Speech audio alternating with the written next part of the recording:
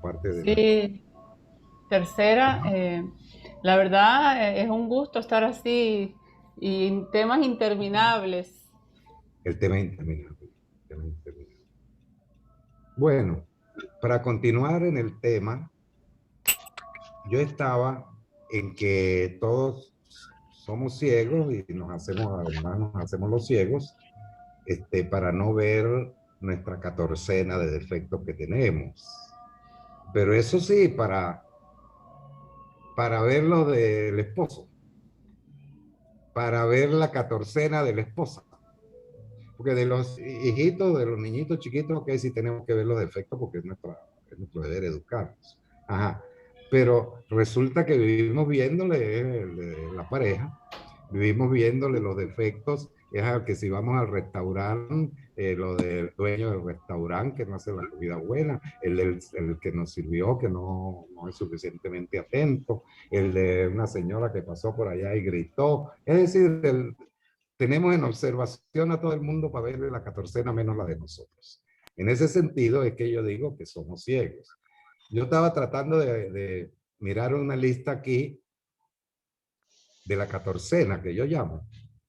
Porque nosotros en nuestro medio, pues, con la catorcena no queremos decir 14 cosas, sino queremos decir que es un montón de cosas.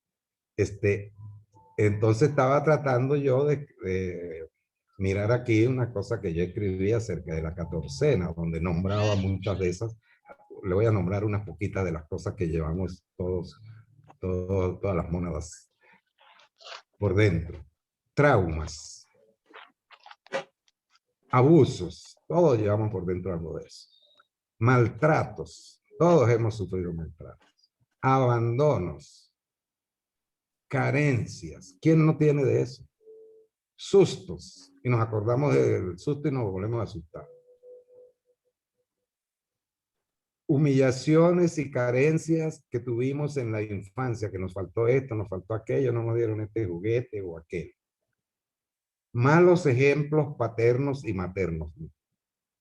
La madre de nadie, ni el padre es perfecto, y entonces tenía sus defectos, y entonces para nosotros eso pues funciona en nuestra mente como malos ejemplos, de nuestro padre, nuestra madre, de nuestros cuidadores. Todos esos son marcadores negativos en nuestro ego para nuestra vida. Por eso son importantísimos y a veces inconscientes. Segundo, cosas que llevamos por dentro. Egoísmos, engreimientos, orgullos, deseo de algo que es imposible, que es querer cambiar a los demás. Cuesta para cambiar uno, ahora queremos cambiar siempre a los demás para no cambiar nosotros.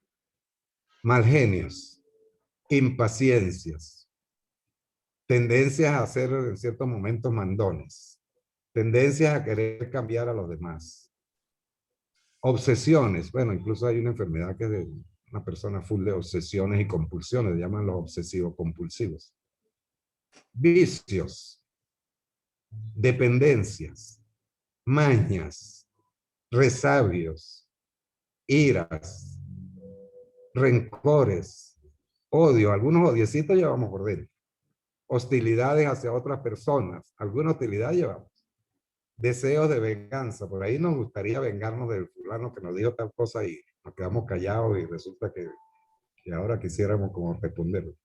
Temores, miedos, sustos, pánico, fobias, ¿quién no lleva esas cosas por dentro?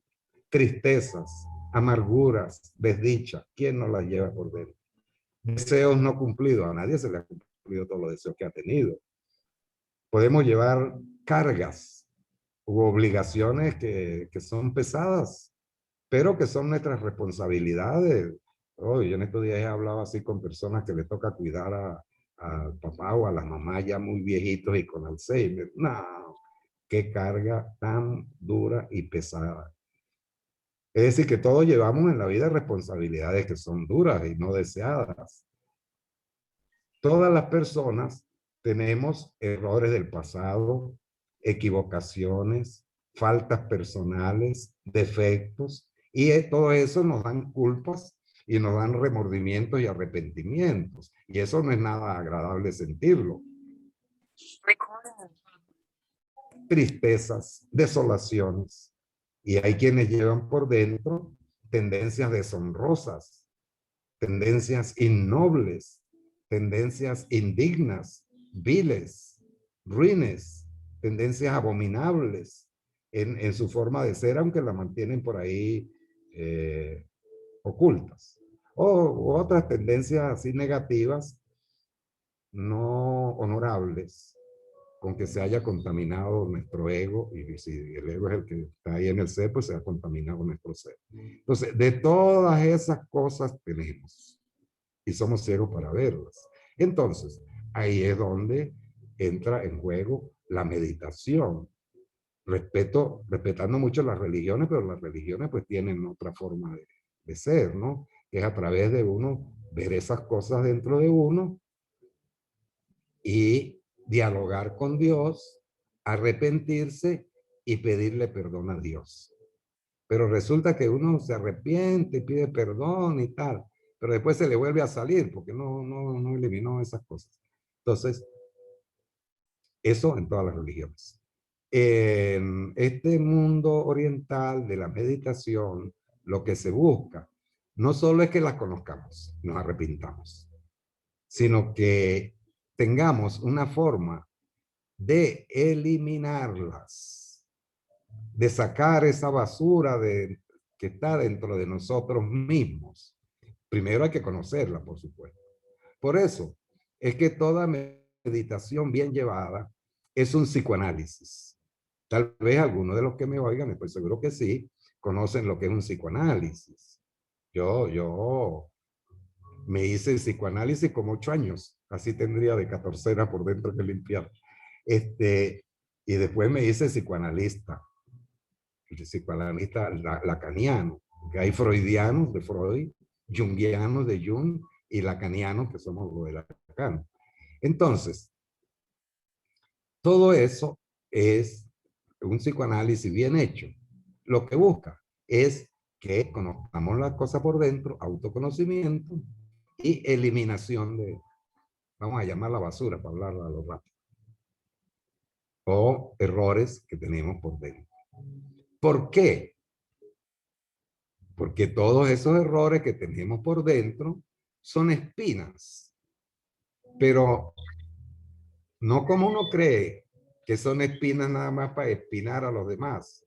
Cuando están ahí, nos espinan a nosotros mismos. Entonces nosotros lo que tenemos por dentro es un infierno, un cactus que nos espina por todas partes de nuestras tristezas, nuestras desolaciones, el saber que tenemos cosas erróneas, el saber que nos han herido, el saber que tenemos, todo eso llevamos por dentro. Y entonces vivimos espinándonos, como en estos días veía yo una película de una parte de México donde son puras plantas de cactus, entonces todos los animalitos se esconden por ahí porque las águilas no pueden llegar a comérselos porque se espinan, de tantas espinas que hay en algunas partes de puros cactus. Entonces nosotros tenemos ese desiertico de cactus por dentro. Entonces, vivimos espinándonos, no somos felices, llevamos un infierno por dentro, pero lo peor es que somos un infierno para los demás. Entonces, el psicoanálisis busca autoconocimiento y eliminación de esas, vamos a llamarla basura, pero la palabra basura es muy fea, vamos a llamarla espinas, para ser más respetuoso conmigo mismo y con ustedes. Entonces, eliminar todas esas espinas. Entonces, en la meditación, al principio, tal como le respondía yo a la pregunta que me hizo Doris, se trata de tranquilizar, apaciguar el ego, pero después se trata de igualito de un psicoanálisis, analizarse uno por dentro. La diferencia y lo bueno del psicoanálisis de la meditación, que sería un auto de uno mismo, autopsicoanálisis. Que el psicoanálisis normal, usted tiene que ir una vez o 2 veces a la semana donde el psicoanalista, pagar la consulta y de él esta semana y la otra y la otra y la otra y la otra y la otra, años. Cualquier psicoanálisis lleva años, de los 3 que existen principales. También cada uno está dividido a su vez en varios, entonces llegan a como 20. Bueno, en cambio, la meditación es un psicoanálisis, pero autopsicoanálisis. Un psicoanálisis que se lo hace uno mismo. Es decir, uno mismo se va conociendo por dentro, de pronto le vienen como ganas de decirle tal cosa a fulano de tal. Entonces, con eso se conoce uno. Ah, no, pero dice uno por dentro, no, pero esto es como una rabia, como va a ser una molestia para el otro. Esto es venganza. Yo no puedo ser una persona vengativa y tal. Entonces uno va transformando todas esas cosas negativas en que se van eliminando, pero generalmente por transformación. ¿Por qué? Porque uno en la meditación se pone a ver el otro. ¿Por qué yo tengo ganas de vengarme de esa persona? Ah, porque esa persona me dijo tal y tal cosa. Pero entonces, como uno está ahí buscando conocimientos, uno se pone de pronto, lo que llaman por ahí ponerse en los zapatos del otro. Ah, pero y trata uno de ver la razón que tenía el otro, ver la razón que tenía nuestro papá, ver las razones que tenía nuestra mamá, ver las razones que tenía nuestra amiga o nuestro amigo o nuestro vecino que nos ofendió y tal. Entender que es que el otro no podía con su catorcena y nos botó una espina y que nosotros somos iguales también. Entonces, eso se llama en la meditación autoconocimiento. Y en la eliminación de esas espinas, eso tiene un nombre dentro de la psicología que se llama sublimación. Sublimación. Volver sublime algo que era feo. Entonces, algo que era feo, como la gana de vengarnos de la persona que nos dijo tal cosa, diciéndole tal y tal cosa, entramos a comprenderlo, entramos a comprender nuestro padre, nuestra madre, nuestros hermanos, nuestros amigos, nuestra pareja, que bueno, ok. Le buscamos por alguna parte algo de razón, porque algo de razón tienen las personas para hacernos lo que nos han hecho. Tratamos de entender esa razón y entonces así sublimamos, es decir, transformamos lo que es nuestra rabia, nuestro enojo, nuestro deseo de venganza, lo transformamos en amor. Entonces, los grandes meditadores, los que dedican bastante tiempo a la meditación, se vuelven seres bondadosos, no espinosos. Porque al principio yo les hago la sugerencia en este método mío que agarren 10 minuticos y que no es en posición de loto, es en una posición bien cómoda. Ustedes pueden buscar su sillón, así como ese que están sentados ahorita, en estos momentos, de lo más cómodos y tal. En una cosa que yo escribí, escribí que esto podía servir hasta para un campesino analfabeta que no tenía con qué comprarse un sillón, pero tenía que fuera una silleta. Y entonces me escribieron que cambiara esa palabra, porque esa palabra existe aquí en Mérida o en San Cristóbal, pero en otras partes no van a entender qué es lo que yo quiero decir con que busquen una silleta. Con una silleta lo que significa es una silla simple, sencilla, a lo mejor no tan cómoda como esos sillones que ustedes tienen, sino a lo mejor es de tablas, pero es la que el campesino tiene. Bueno, para estar sentado, si así en esa se sienta para comer, porque no se puede sentar en esa para meditar. Entonces en una silla cualquiera. Aparte de eso, que se busque en un rinconcito de la casa donde haya el menos ruido posible, donde los niños, si hay niños, o la gente, si hay otras personas y tal, no nos hagan ruido y nos dejen concentrarnos. Llevar la silleta, entre comillas, para el rinconcito, o ustedes pues verán cómo hacen con el sillón ese tan grandote y blandito que tienen, a ver cómo lo llevan por alguna parte de la casa donde puedan estar tranquilos. ¿Qué cuesta sentarse ahí? Y les pido 10 minuticos cuando se paren en la mañana. Y antes de acostarse, 10 minuticos. Y sin embargo, los seres humanos somos tan perezosos que saben lo que me escriben más a mí. que si no lo pueden hacer acostados. Les da pereza sentarse. Otros me escriben que por qué sentados, que eso más que todo, que les gustaría acostados. Entonces yo al principio me imaginé que era que tenía alguna enfermedad que no se podía parar, no, sino que el gusto de la persona es que más bien eso fuera acostado. Otros me dicen que si no se puede hacer 5 minutos. Imagínense cómo somos los seres humanos de perezosos. Sí se puede hacer 5 minutos, pero bueno, después ir subiendo el tiempo. Hasta que hay gente que hace su media hora, y hasta más, y qué sé yo, porque poco a poco se le va agarrando el gustico a la cosa. Pero entonces, somos muy perezosos. No queremos ni siquiera sentarnos, acostados. Y no queremos hacerlo. Yo actualmente escribo todos los días al grupo de rescate del Ser 1, grupo de rescate del Ser 2, al grupo de psicólogos y psiquiatras al que pertenezco y tal.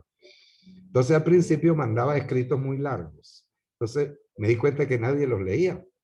Entonces ahora, si tengo un escrito que tiene 20 páginas, lo divido en 20 partes y mando una paginita todos los días para ver si así la leen. Porque todo lo que queremos no queremos la cultura de los libros como que se está quedando atrás.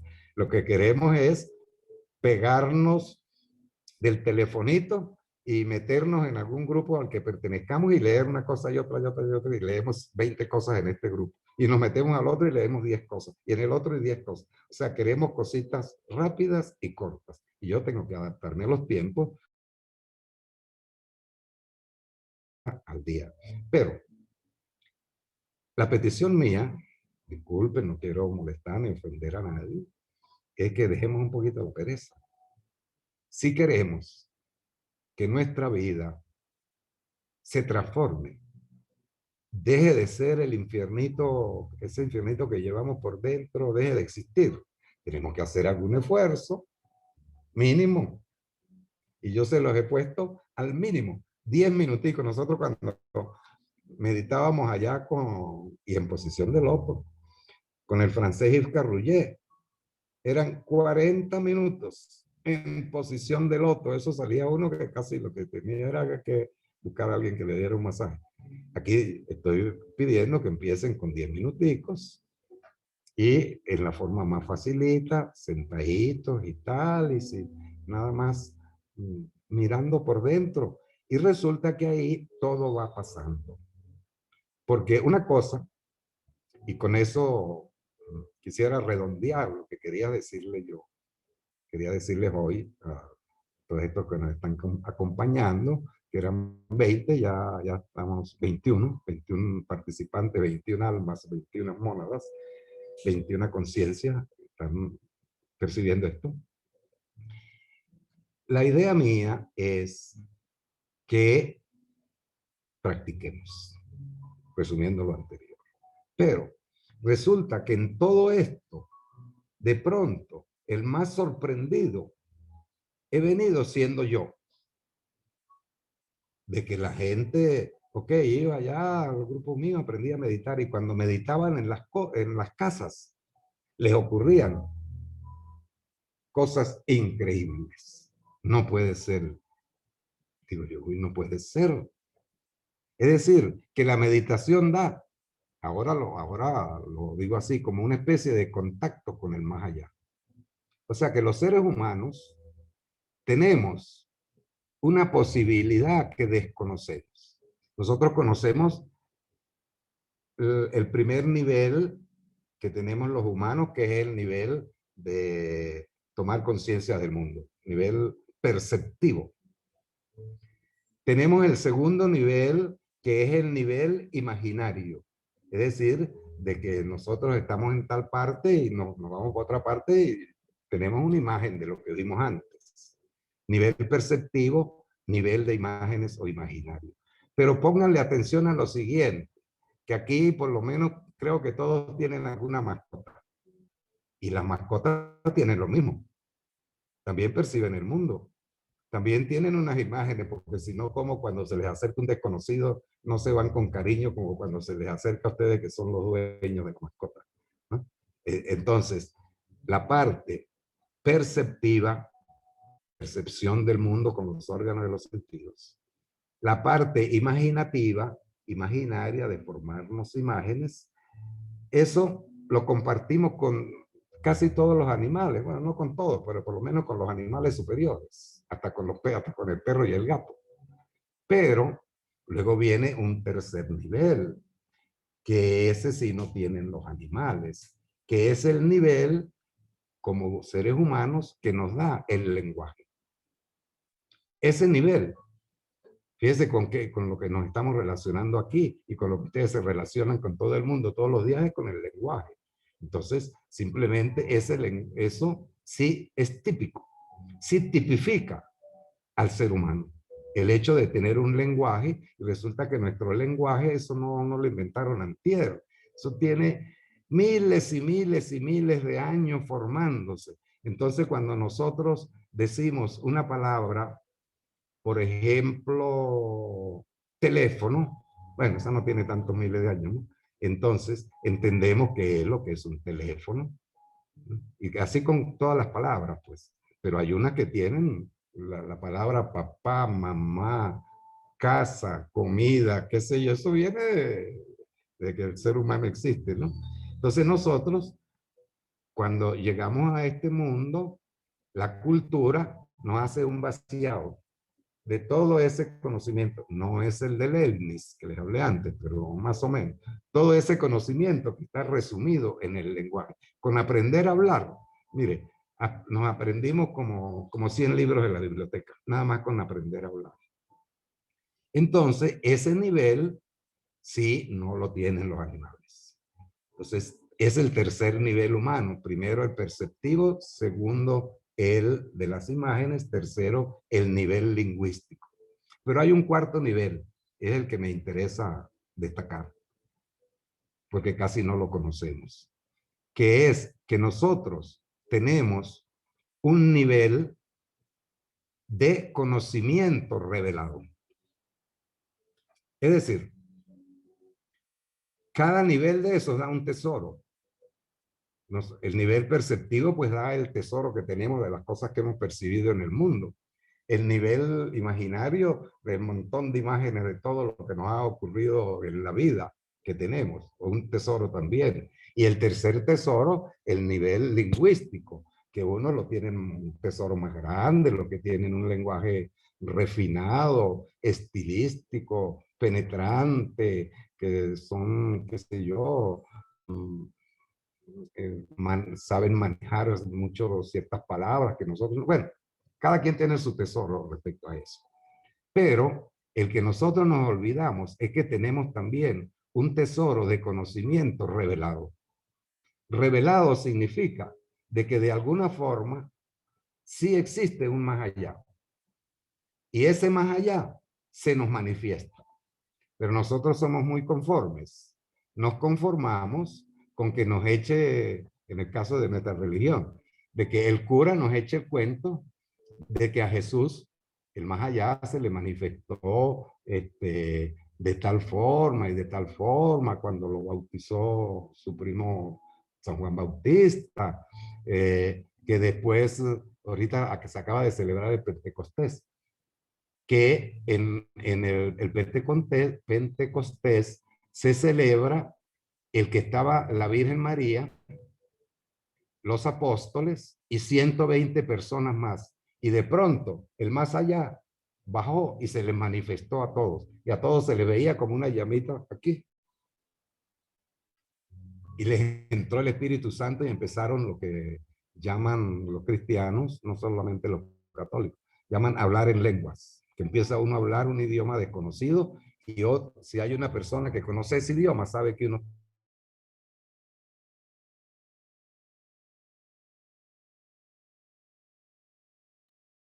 Se fue el audio, doctor. Yo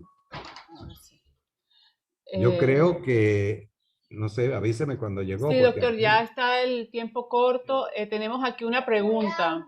Sí, Eh, termino, deme un minuto para terminar la ok, idea. Entonces, nosotros tenemos un cuarto nivel como seres humanos, que es el nivel del conocimiento revelado, pero nos conformamos con que nos echen el cuento de que a otros se les reveló, a Jesús, a María, a Alá y qué sé yo, pero resulta que ese también se nos puede revelar directamente a nosotros si meditamos y si desarrollamos una cosa con la meditación que yo he llamado sensor. Ajá, vamos a ir con la pregunta. bueno, doctor, aquí dice, cuando en meditación se tiene evento de contactos con el más allá, como usted dice, o viajes astrales, desdoblamientos, apariciones místicas, etcétera, se pudiera encontrar con personas las cuales por no comprender este tipo de experiencias Estamos eh, locos. van a decir, deje que baje un poquito, no puedo bajarlo, van a decir que estamos bajo el efecto de sustancias o dopaje. ¿Qué hacer con esas personas que prejuzgan? O no solo eso, van a decir que estamos Estamos locos. locos. Entonces, resulta que yo he conocido muchas personas aquí que han ido con los chamanes, que son de culturas ancestrales y traen, qué sé yo, hacen unas reuniones, en México se dan mucho, entonces donde toman ayahuasca.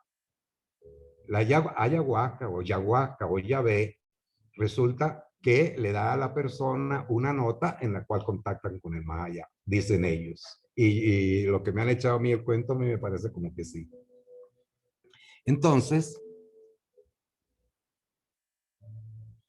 entonces, este, resulta que en la meditación se empiezan a dar esas cosas sin tomar uno la ayahuasca, ni nada por el estilo.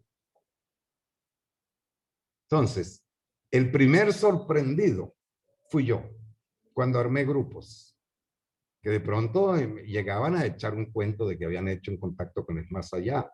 Y por eso tuve que inventar la palabra sensor. Y digo ahora que con la meditación mía se desarrolla un sensor. Eso es un invento mío, simplemente porque vi esas cosas. Es decir, le doy, si nos da tiempo todavía, ¿cuánto tiempo nos quedará?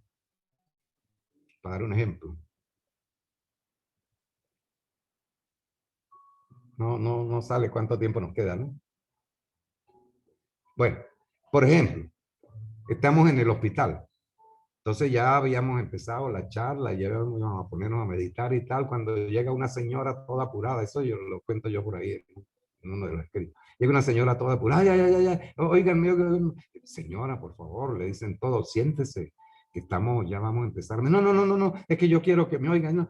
Pero señora, respete las reglas, siéntese, vamos a meditar. No, yo quiero que me oigan antes. Bueno, tan insistente que yo tuve que yo estaba dirigiendo la reunión, tenía que decirle, está bien, señora. Ajá, ¿qué es lo que quiere decir? Ay, que me pasó un milagro. Ah, entonces ahí todos abrimos los ojos y los oídos. Ajá, ¿y cómo fue el milagro? Entonces resulta que ella nos cuenta que ella era lo que aquí llamamos amancebada. Esa es la palabra que ella usaba, que también usan la palabra arrejuntada. O sea que, oye, es más normal eso, en la época de ella, ¿no? O sea que a ella, el marido, se le fue y entonces ella, como era casada por la iglesia, no podía divorciarse y tenía que buscarse un marido para ayudar a levantar a los muchachos y los hijos y trabajar y qué sé yo. Entonces ella se amancebó, se rejuntó con un tipo. Entonces resulta que el cura de la iglesia a la que ella iba la regañaba. No, usted vive en pecado mortal. Todos los días usted está en pecado mortal, porque una persona que no se haya, que se haya casado por la iglesia, ahí no hay divorcio. Ese es el único marido el que usted tiene y tiene que tenerlo toda la vida. Entonces, ella nos cuenta que le pasaba eso, entonces ella pues se sentaba de última ya en la última fila de la iglesia a oír su misa porque era muy católica. Y resulta que después que empezó la meditación, entonces llega y se sienta y de pronto dice ella que había una imagen allá de la Virgen María con el niño Jesús. Y ustedes no me lo van a creer, me dijo, ay, no me lo van a creer y lloraba, pero la Virgen se puso viva y el niño Jesús se puso vivo y me hacían así.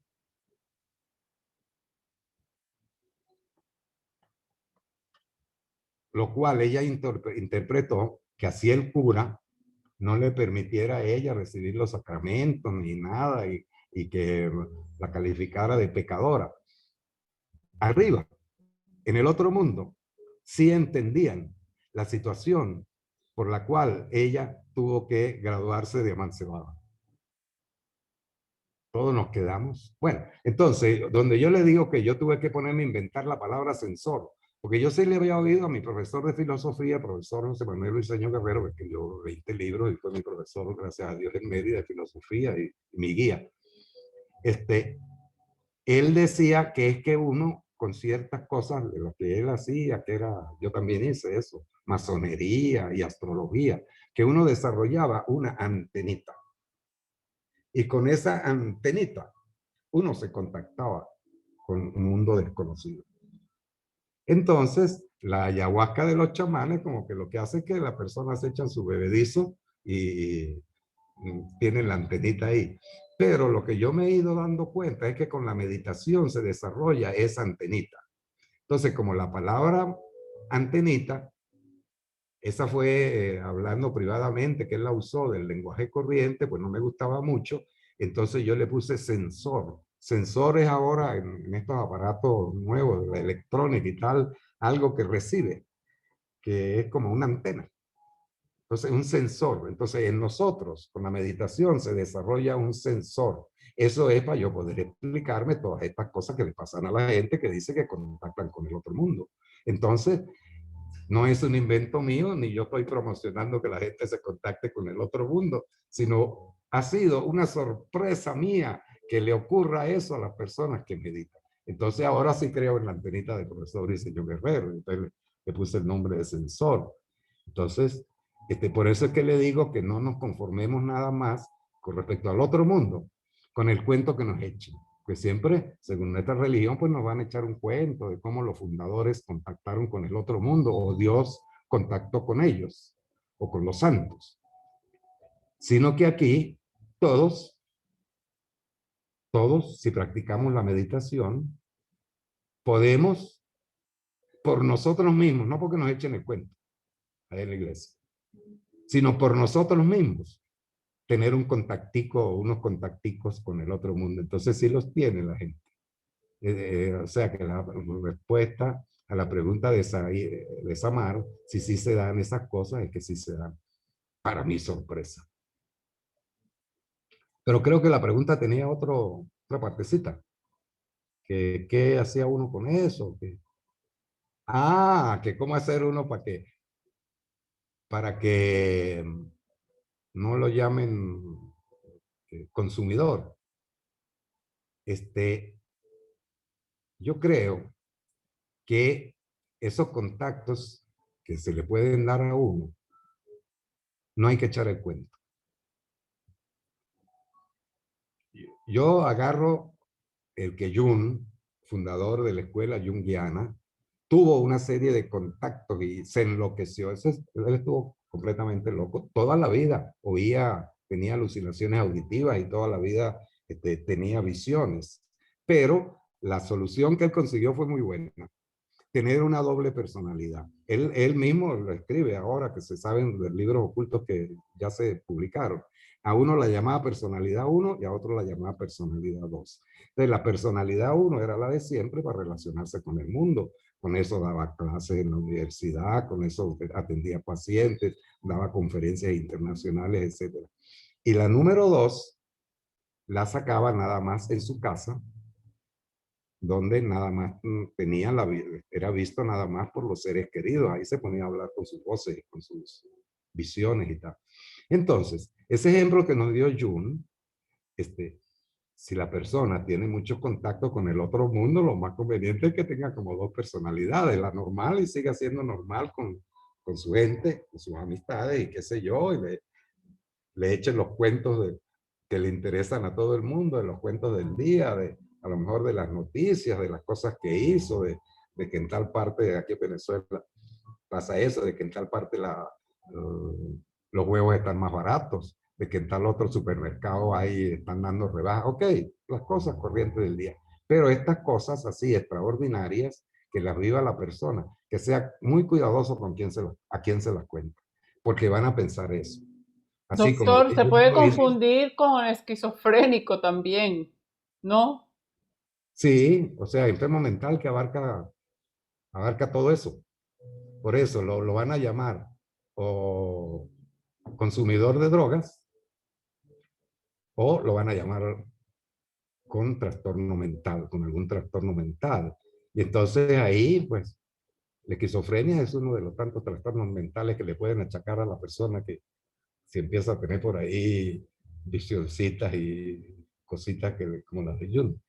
Entonces, ¿qué Bueno, más? doctor, vamos a leer No. aquí. Lee Lutnowosky escribió, cuando liberamos los juicios de nosotros mismos, soltando las cargas que no nos corresponden, los pensamientos y equilibramos emociones y sensaciones, vemos al otro como un reflejo de lo que somos. Por ende, el prejuicio deja de prevalecer. Bendiciones, los cambios son de adentro hacia afuera. Agradecida, bendiciones, agradecida. Doctor, me alegro, Lucía Das. Doctor, me alegro mucho poder escucharlo y verlo. Mi sensor me hizo revisar el chat a las 6:30 hora de Bogotá. Yo, pero sí, es ahorita y me conecté. Ajá. Sí, Eh, yo cuando usted empezó a leer eso, también un día aquí en donde dice chat en la parte de abajo, y al mismo tiempo que usted los leía, pues yo pude mirarlos también ahí. Entonces, vi las cosas que escribió Lee Lutnowski, que pertenece a uno de los grupos nuestros de meditación y que fue designada aquí en el Táchira como héroe del Táchira por su tendencia a hacer asociaciones de ayuda para los demás. Entonces me complace mucho que ella haya estado en el Zoom y totalmente de acuerdo con ella en lo que dice, que soltamos las cargas, lo que yo llamaba aquí hoy las espinas, nos equilibramos y entonces ya vemos al otro el aspecto positivo que ya hemos desarrollado en nosotros, totalmente de acuerdo y así como luego escribió Lucía Las que le alegró mucho poder escucharme y verme, y que mi sensor, dice, me hizo revisar el chat a las 6:30 hora de Bogotá. Ah, bueno, ella